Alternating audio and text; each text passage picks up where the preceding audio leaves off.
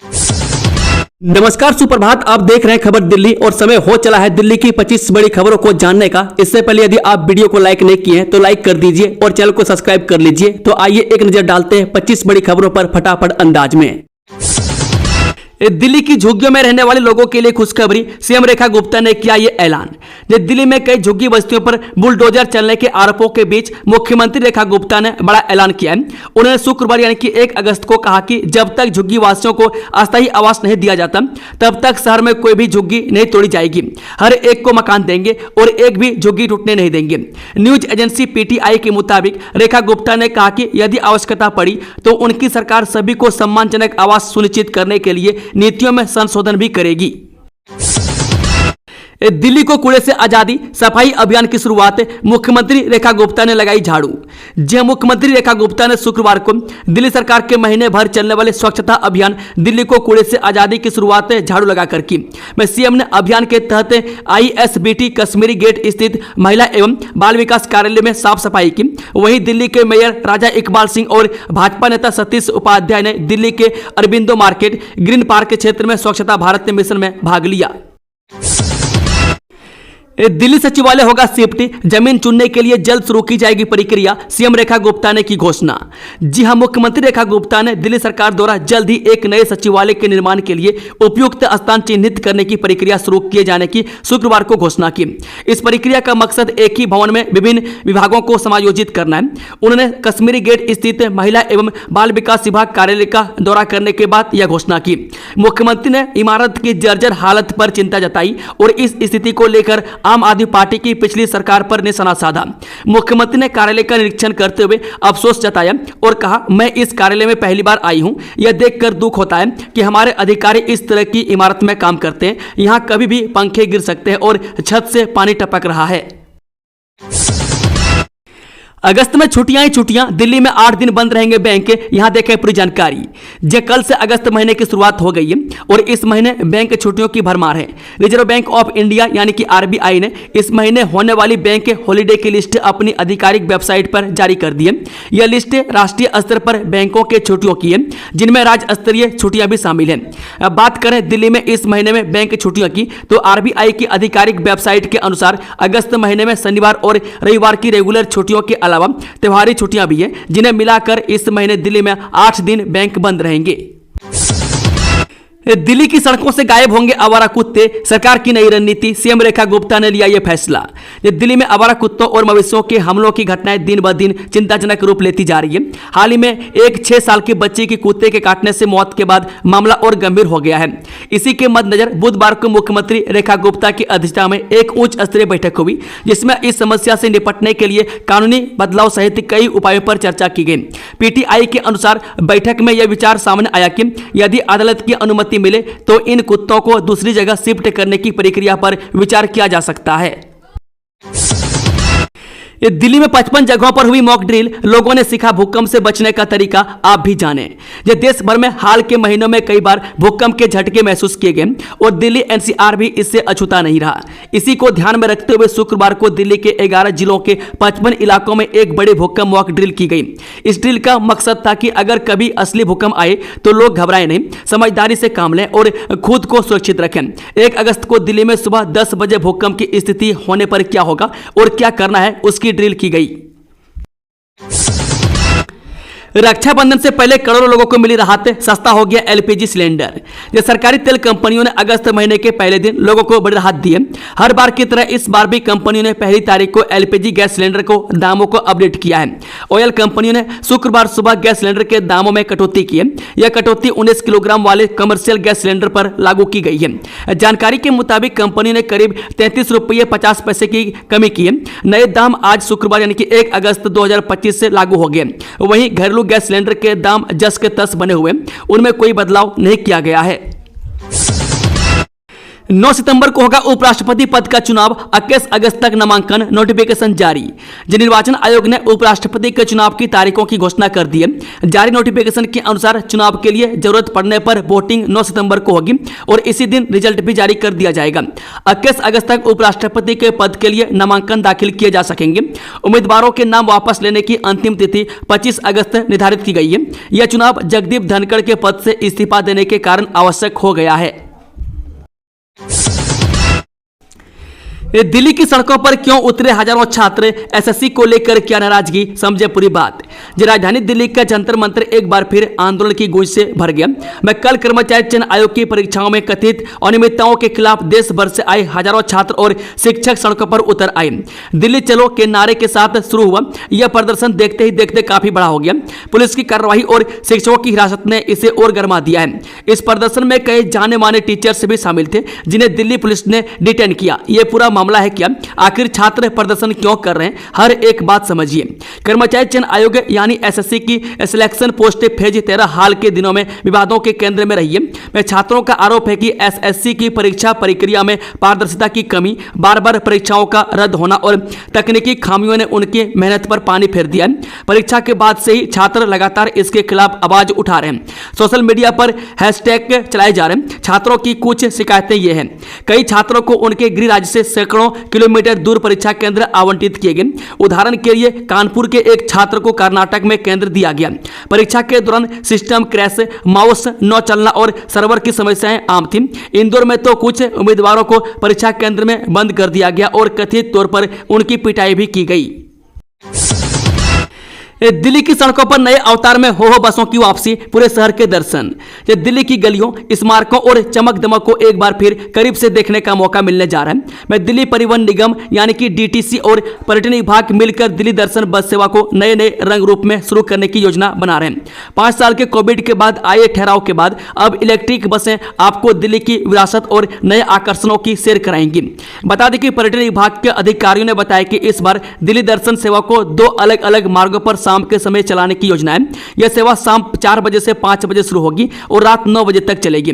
खास बात यह है कि इसमें दिल्ली के नए आकर्षण जैसे प्रधानमंत्री संग्रहालय और युद्ध स्मारक शामिल होंगे। मैं साथ ही स्मारकों और इमारतों की शानदार लाइटिंग भी इस सैर का हिस्सा होगी। एक अधिकारी ने कहा कि शाम का समय इसलिए चुना गया ताकि पर्यटक दिल्ली की जगमगाती रात और नए पर्यटन स्थलों का आनंद ले सकें। दिल्ली सरकार रोजगार दिलाने के लिए खोलेगी कैरियर सेंटर। दिल्ली सरकार असंगठित क्षेत्र में काम करने वाले मजदूरों को रोजगार दिलाने के लिए कैरियर केंद्र खोलेगी। मैं जब तक यह कैरियर केंद्र नहीं खोले जाएंगे तब तक रोजगार कार्यालय को ही कैरियर केंद्र माना जाएगा।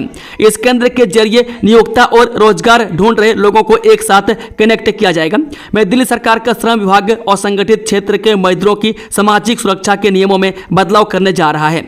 मैं दिल्ली में असंगठित क्षेत्र में 40 लाख से अधिक लोग जुड़े हुए। यह निर्माण श्रमिक प्रतिष्ठानों, दुकानों समेत अन्य व्यावसायिक स्थलों पर काम करते हैं। उनके रोजगार, वेतन और अन्य सुविधाओं को लेकर कई तरह की दिक्कतें रहती हैं। इसलिए सरकार ने सामाजिक सुरक्षा नियम में बदलाव करके एक नया मसौदा तैयार किया है। इसमें नियोक्ता यानी नौकरी देने वाले और नौकरी मांगने वाले को एक जगह लाने के लिए कैरियर केंद्र बनाया जाएगा, जहां नियोक्ता को अपने यहां की रिक्तियों की जानकारी कैरियर केंद्र में उपलब्ध कराना होगा। दिल्ली एनसीआर में भारी बारिश की चेतावनी, इन इलाकों के लिए येलो अलर्ट जारी। जी हां, दिल्ली में शुक्रवार सुबह की शुरुआत उमस भरे मौसम के साथ हुई, लेकिन बादल छाए रहे। मौसम विभाग ने आज गरज के साथ बारिश होने का अनुमान जताया है। आईएमडी ने बताया कि सफदरजंग वेधशाला में न्यूनतम तापमान 24 डिग्री सेल्सियस दर्ज किया गया, जो सामान्य से 3 डिग्री कम है।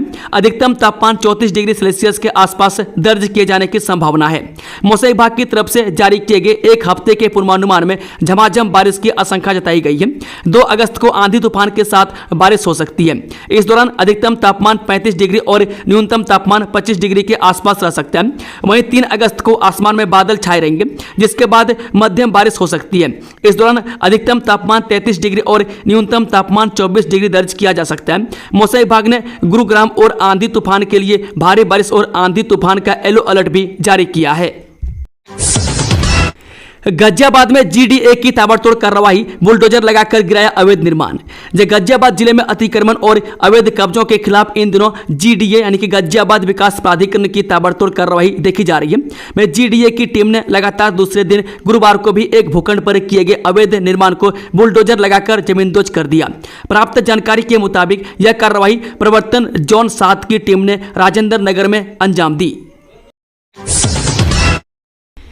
3 बदमाशों से अकेला जा भिड़ा जाबाज पुलिस कांस्टेबल। राजधानी के मालवीय नगर इलाके में गुरुवार देर रात दिल्ली पुलिस के एक कांस्टेबल की 3 बदमाशों से मुठभेड़ हो गई। में जाबाज कांस्टेबल की बहादुरी से तीनों बदमाश अब सलाखों के पीछे पहुंच गए हैं। दिल्ली पुलिस को थी जिस उदित खुल्लर की तलाश, उसे यूएई से खींच कर ले आई सीबीआई। केंद्रीय जांच एजेंसी यानी कि सीबीआई केंद्रीय अन्वेषण ब्यूरो को शुक्रवार को उस वक्त बड़ी सफलता मिली जब दिल्ली में हुई करोड़ों रुपए की बैंक धोखाधड़ी से संबंधित मामले में भगोड़े आरोपी को प्रत्यार्पित कर वापस देश में ले आई। उदित खुल्लर नाम के इस शख्स ने आपराधिक साजिश रच जालसाजी करते हुए बैंक से 4 करोड़ 55 लाख रुपए का फर्जी होम लोन लिया था, जिसके बाद से ही दिल्ली पुलिस को इस शख्स की तलाश थी। इस बारे में जानकारी देते हुए पुलिस ने बताया कि उदित खुल्लर को शुक्रवार को यूएई से इंदिरा गांधी अंतर्राष्ट्रीय हवाई अड्डे पर लाया गया, जहां उसे हिरासत में ले लिया गया। दिल्ली पुलिस ने मराठी फिल्म प्रोड्यूसर को किया गिरफ्तार। फिल्मों में पैसा लगाने पर नुकसान होने के बाद एक मराठी फिल्म निर्माता साइबर ठगी की वारदातों को अंजाम देने लगा। पश्चिमी दिल्ली जिला पुलिस की साइबर थाना टीम ने आरोपी को पुणे महाराष्ट्र से गिरफ्तार किया है। आरोपी वित्तीय सलाहकार बनकर लोगों से ठगी की वारदात को अंजाम देता था। आरोपी रुकदेव आसमनी डेंगले के पास से 4 स्मार्टफोन, सिम कार्ड सहित 14 एटीएम कार्ड, 15 चेकबुक, 6 पासबुक और 3,45,000 रुपये बरामद किए गए हैं। डीसीपी विचित्र वीर ने बताया कि 20 मई को साइबर थाना पुलिस को एक शख्स ने अपने साथ हुई 12,85,282 रुपए की ठगी की शिकायत दी। पीड़ित ने अपनी शिकायत में बताया कि टेलीग्राम के माध्यम से एक शख्स ने संपर्क किया। फोन करने वाले ने खुद को वित्तीय सलाहकार बताते हुए क्रिप्टो करेंसी में निवेश करने की सलाह दी। आरोपी ने बताया कि क्रिप्टो करेंसी में निवेश पर अधिक रिटर्न मिलेगा। दिल्ली में 1 महीने तक इस रास्ते से रहे दूर, ट्रैफिक पुलिस ने जारी की एडवाइजरी। पश्चिमी दिल्ली के डिस्ट्रिक्ट सेंटर स्थित जनकपुर फ्लाईओवर पर 2 अगस्त से 1 सितंबर तक मरम्मत कार्य किया जाएगा। इस अवधि के दौरान शिवाजी मार्ग पर उत्तम नगर से तिलक नगर जाने की दिशा में फ्लाईओवर बंद रहेगा। ट्रैफिक पुलिस ने एडवाइजरी जारी कर वाहन चालकों को स्लिप रोड का इस्तेमाल करने की सलाह दी है। ट्रैफिक पुलिस के अनुसार इस सड़क से हर दिन लाखों वाहन गुजरते हैं। इसे ध्यान में रखते हुए यहाँ ट्रैफिक पुलिस द्वारा व्यापक बंदोबस्त किए गए हैं। स्लिप रोड पर साइन बोर्ड लगाए गए ताकि वाहन चालकों को निकलने के लिए रास्ते की जानकारी मिले। ट्रैफिक एडवाइजरी के मुताबिक लोक निर्माण विभाग यानी कि पीडब्ल्यूडी 2 अगस्त 2025 से 1 महीने की अवधि के लिए जनकपुरी स्थित डिस्ट्रिक्ट सेंटर फ्लाईओवर की मरम्मत का कार्य करेगा। काम को सुगम बनाने के लिए शिवाजी मार्ग यानी कि उत्तम नगर से तिलक नगर तक का कैरिजवे फ्लाईओवर वाहनों की आवाजाही के लिए बंद रहेगा। इस अवधि के दौरान ट्रैफिक को स्लिप रोड पर डाइवर्ट किया जाएगा। अब सिर्फ 2.5 घंटे में पहुंच सकेंगे दिल्ली से जयपुर। 120 की रफ्तार से सरपट दौड़ेंगी गाड़ियां। दिल्ली मुंबई एक्सप्रेसवे का हिस्सा बांदीकुई जयपुर एक्सप्रेसवे को जनता के लिए खोल दिया गया। इससे दिल्ली से जयपुर के बीच यात्रा का समय काफी कम हो गया है। अब सिर्फ 2.5 घंटे में दिल्ली से जयपुर पहुंचा जा सकता है। भारतीय राष्ट्रीय राजमार्ग प्राधिकरण के अधिकारियों ने बताया कि सुरक्षा जांच के बाद 15 जुलाई को दिल्ली मुंबई एक्सप्रेसवे का हिस्सा बांदीकुई जयपुर एक्सप्रेसवे को जनता के लिए खोल दिया गया। इस नए मार्ग से सामान्य परिस्थितियों में दिल्ली जयपुर यात्रा का समय घटकर मात्र 2.5 से 3 घंटे रह जाने की उम्मीद है। हम अपना आदेश वापस लेने को तैयार, फिल्म उदयपुर फाइल्स की रिलीज मामले। उदयपुर के कन्हैयालाल दर्जी के हत्याकांड पर बनी फिल्म उदयपुर फाइल्स की रिलीज पर रोक लगाने को लेकर दिल्ली उच्च न्यायालय में शुक्रवार को एक बार फिर सुनवाई हुई, जिसमें केंद्र सरकार ने दिल्ली उच्च न्यायालय को सूचित किया है कि वह अपने 21 जुलाई के उस आदेश को वापस लेने के लिए तैयार है, जिसमें उसने इस विवादास्पद फिल्म को 6 और कट्स के साथ रिलीज करने की अनुमति दी थी। साथ ही केंद्र सरकार ने भरोसा दिया कि वह अपने फैसले पर नए सिरे से विचार करेगी, जिसके बाद कोर्ट ने इस मामले में दायर 2 याचिकाओं का निपटारा कर दिया और इसके साथ ही केंद्र सरकार से इस मामले में बुधवार तक नया फैसला लेने के लिए भी कहा है। राजधानी के स्कूल का हाल, 36 कमरे पर 19 साल से टूटी पड़ी सीमेंटेड शेड, खतरे में 500 मासूमों की जिंदगियां। दक्षिणी दिल्ली में ओखला को एड स्कूल में 500 से ज्यादा बच्चे पंजीकृत हैं। वह ओखला गांव के साथ ही आसपास के लिए एमसीडी का यह स्कूल प्राइमरी तक की शिक्षा का प्रमुख केंद्र है। बताया गया कि सीमेंटेड शेड वाला यह स्कूल 19 वर्ष पुराना है। इसमें लगभग 36 कमरे हैं। 3-4 को छोड़कर लगभग सभी के शेड क्षतिग्रस्त हैं। वर्षा होने पर जहां छत टपकने लगती है, वहीं रोड के बराबर होने के चलते स्कूल परिसर के साथ ही कक्षाओं में घुटने तक पानी भर जाते हैं। तहसीलदार की कुर्सी पर डॉग बाबू, गुरुग्राम के आम आदमी पार्टी नेताओं ने वीडियो बनाकर किया वायरल। साइबर सिटी गुरुग्राम के एक सरकारी दफ्तर की तस्वीरें सोशल मीडिया पर वायरल हो गई। यहां तहसीलदार की कुर्सी पर डॉग बाबू बैठे हुए नजर आए। आम आदमी पार्टी के नेता का दावा है कि जब वह दफ्तर में पहुंचे तो यह देखकर हैरान रह गए और इसका वीडियो बना लिया। आप नेता ने कुत्ते को कुर्सी पर देखकर सोशल मीडिया पर लाइव भी किया। 2, 4 और 5 अगस्त को दिल्ली एनसीआर में मानसून की सुनामी, इन राज्यों में अति भारी बारिश की चेतावनी। मौसम विभाग के पूर्वानुमान के अनुसार दिल्ली एनसीआर में भारी बारिश के चलते जगह जगह से जल भराव की खबरें सामने आ रही हैं। इस बीच मौसम विभाग ने अगले 6 अगस्त तक एनसीआर के जिलों समेत राजस्थान, पंजाब, हरियाणा और उत्तर प्रदेश में भारी से बहुत भारी बारिश होने की चेतावनी दी है। इससे निचले इलाकों में जल भराव और बाढ़ आने की आशंका है। हालांकि दिल्ली एनसीआर में गुरुवार से ही मानसून सक्रिय है। मौसम विभाग ने 2, 4 और 5 अगस्त को दिल्ली एनसीआर में मानसून की सुनामी की चेतावनी जारी की है। मौसम विभाग का कहना है कि इस दौरान आंधी तूफान के साथ भारी से बहुत भारी बारिश की संभावना है। ईडी ने फर्जी कॉल सेंटर के खिलाफ धन शोधन मामले में मारा छापा, अमेरिकी नागरिकों को ठगने का आरोप। जी हां, ईडी ने एक फर्जी कॉल सेंटर के खिलाफ धन शोधन मामले के तहत दिल्ली में छापा मारा है। इस कॉल सेंटर पर कथित तौर पर प्राइवेटेड सॉफ्टवेयर बेचकर अमेरिकी नागरिकों को ठगने का आरोप है। आधिकारिक सूत्रों ने शुक्रवार को जानकारी देते हुए कहा कि खानपुर में 3 परिसरों पर गुरुवार रात करीब 10:30 बजे छापेमारी की गई और तलाशी अभियान भी जारी है। यह कार्रवाई धन शोधन निवारण अधिनियम के तहत की जा रही है। एम्स के बाद अब सफदरजंग में सुविधा, जल्द शुरू होगा पेड सिटी स्कैन, कैंसर मरीजों को मिलेगी बड़ी राहत। एम्स के बाद अब दिल्ली के सफदरजंग अस्पताल के सुपर स्पेशलिटी ब्लॉक में भी पेड सिटी स्कैन यानी कि positron emission tomography CT scan machine की सुविधा जल्द शुरू होगी। अस्पताल प्रशासन के अनुसार मशीन का ट्रायल सफलतापूर्वक शुरू हो चुका है। आने वाले दिनों में यह सेवा नियमित रूप से मरीजों को उपलब्ध कराई जाएगी। शुरुआत में 40 मरीजों की जाँच की जा चुकी है।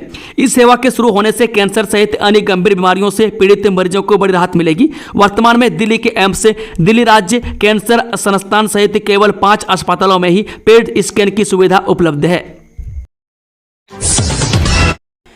दिल्ली में 100 करोड़ की साइबर ठगी का भंडाफोड़, लुधियाना से 4 मास्टरमाइंड को पकड़ा। दिल्ली पुलिस की क्राइम ब्रांच के साइबर सेल ने 100 करोड़ से ज्यादा की साइबर ठगी का खुलासा करते हुए एक बड़े अंतर्राज्यीय गैंग का पर्दाफाश किया है।